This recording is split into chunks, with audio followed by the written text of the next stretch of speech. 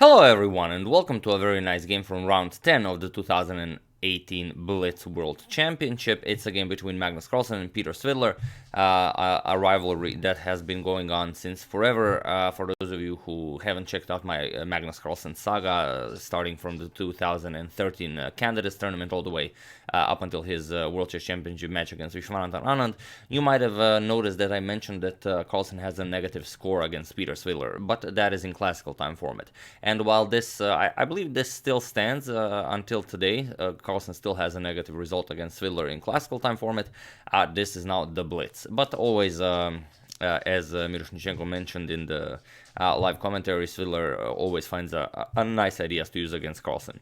So as I already mentioned, it is Blitz, so we're not going to overanalyze it. Just really, it's a wonderful game. Excellent play by Black with Black by Peter Svidler up until one point where he could have taken Carlsen down, but perhaps he did. So feel free to check out what happened.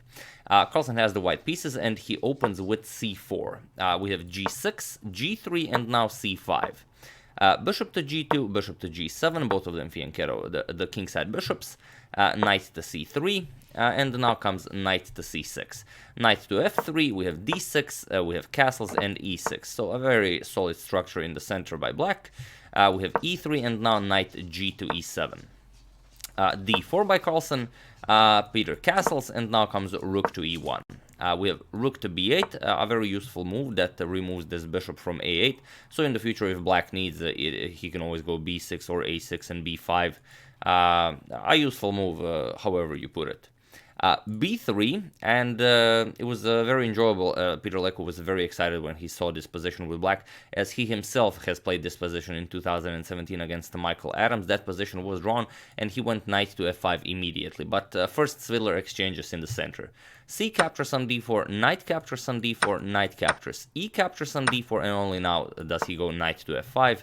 A very nice square for the knight. It's hard to imagine White will be able to kick it away. Of course, you could go h3, g4, but that's not really doing anything. But okay, bishop to e3 by Carlsen. Also a possibility was bishop to b2. Kind of complicating things, but in a blitz game where you only have 3 minutes plus 2 seconds increment, you're not going to go for this pawn sacrifice. Then knight e4 with a double attack against the knight. And then after e5 defending it, bishop to a3, you transfer the attack against the d6 pawn. But, you know, such things are too complicated for blitz if you don't know them by heart. So instead of this, after knight f5, bishop to e3, defending the d4 pawn, but allowing knight captures on e3, which Svidler played. Knight captures, rook captures, we have a6, and now comes rook to c1. So Carlsen also gets this rook out of the a1 square, and also the c file is a very nice file for the rook. Bishop to h6 with an attack against the rooks, forcing f4. Carlsen does play f4, and now bishop goes back to g7. Rook d3, now improving the pressure along the d file, as the queen also occupies the d file, and we have b6. Queen to d2, and now comes bishop to d7 by Svidler, preparing b5 at some point. We have h4 by Carlsen, preparing to bring his king to a safer square. Queen to e7, and now comes king to h2. Rook f to c8, Svidler mobilizes his final rook, and now comes a4. So now at some point b5 will definitely be played, as it's pretty much the only useful breakthrough in the position, and as Black does feel more comfortable in the position, it is definitely Black who will be making the breakthrough. Bishop back to e8, and now comes rook to e1. Carlsen transfers the rook over to the e file, and the b5 now. And okay, a captures, and now there is a pressure against this c4 pawn. So how do you go about this? You could try something like c5, but it doesn't work. After pawn captures, and rook captures, you're down a pawn, and yes, you will be able to activate some pieces with knight e4, but after rook moves, let's say b4, you create an outpost for the knight on c6, but it is little compensation for the lost pawn. So after a captures on b5, we have knight captures on b5. Bishop captures, pawn captures, and rook captures, and now Svidler will double up along the b file and make this b3 pawn a permanent target, which will be, well, very hard, if not impossible, to defend by Carlsen. Carlsen goes d5, as the e pawn is pinned, the rook will be attacking the queen.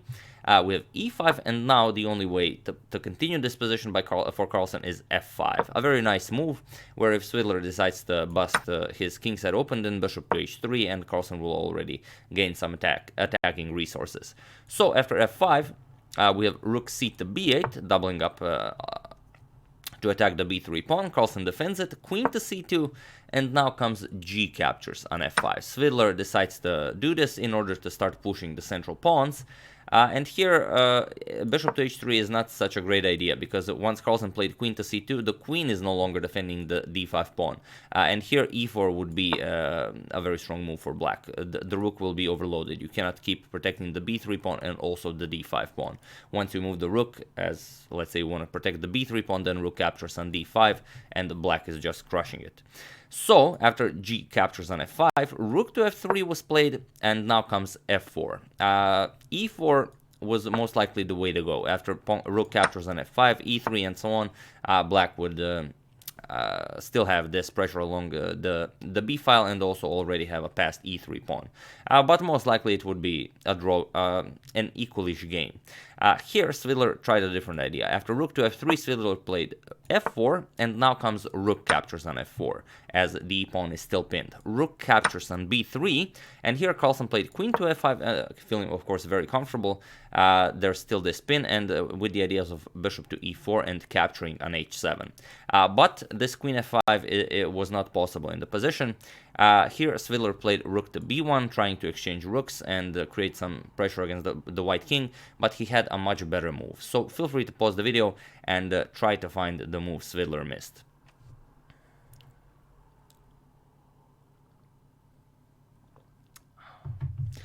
For those of you who were able to do it, congratulations, as it's really not an easy move to find. And for those of you who were able to do it, congratulations. No, I totally messed it up, but I'm really trying to make these videos as quickly as possible, so sorry about that. But for those of you who just want to enjoy the show, rook captures on g3. This is the move Svidler missed, which could have taken down Carlsen. Well, he almost ruined Carlsen's tournament during the candidates in 2013, and here he, well, was very close in doing it if he had played this. Now, of course, you cannot capture the rook. If you capture it, then e captures on f4 comes with check, and this pin is, well, it's pretty much irrelevant. After a queen captures, you will lose this rook also with check. King h3, the rook is coming over to help out with the attack. King here, queen e2 check, bishop f3, h5 check. This position now plays itself. You're up a whole rook. White is getting checkmated. But Svidler played rook to b1. And okay, rook captures on b1, rook captures on b1, and now rook to g4, pinning the bishop and also not allowing the rook to be captured. You don't want to capture on b1 and allow this capturing of the rook on f4. So first rook to g4, now comes rook to b2, pinning the bishop. Svidler, of course, doesn't want to allow bishop to e4. So first king to h3 by Carlsen, now comes h5, trying something. We have rook to g5 as very few seconds around the clock. You do have to play fast, and here Svidler played queen to a7. And most likely you should have protected the back rank, as here Svidler's idea is to bring the queen all the way down and then create some chances against the white king, but it is not possible. Here Carlsen played bishop to e4. He went on with his plan, but it is actually possible to checkmate here in 5. So once again, feel free to pause the video and you know, just for target practice, try to find a forced checkmate in 5 for white. Once again, for those of you who were able to do it, congratulations, and for those of you who just want to enjoy the show, queen c8 check. King to h7, bishop to e4. This is, I'm pretty sure you all found this. King to h6, and now this is the move you had to find. Rook captures on h5 with check, forcing the king to capture the rook. Then comes queen f5 check, king h6, and now queen to or you could have gone to g4, but f5 also works. King to h6, and now queen g5 will be checkmate. So yeah, a very nice idea. Carlsen first went for bishop to e4, going for not queen h7, but protecting h7 with the bishop. We have queen to g1 by Svidler, and now, as okay, Svidler is threatening checkmate here on h2, but Carlsen delivers a deadly mate in 1. So queen to c8, this is now checkmate, as the bishop protects the h7 square. So yeah, a really a wonderful game and a very instructive game by Svidler with the black pieces up until this point, but it's a Blitz game, so you know, can't really blame anyone. But up until that point where that rook captures on g3 was not played, here where rook to b1 was played, here if he just played rook captures, the game is over. But yeah, and of course I forgot to mention, if you don't capture the rook, if you just play something, let's say you move this rook from harm's way, then this rook can come back to g6, and now being up 2 pawns, and this rook will now be an excellent defender and an excellent attacker. It's very hard to imagine white can survive this. So yeah, rook captures on g3, definitely the star of the show that didn't show up. So yeah, I do hope you enjoyed it. As usual, you can check 2 of my previous videos here. Thank you all for watching, and I will see you soon, hopefully with some more nice games from the 2018 World Blitz Championship. Thank you all, and I'll see you soon.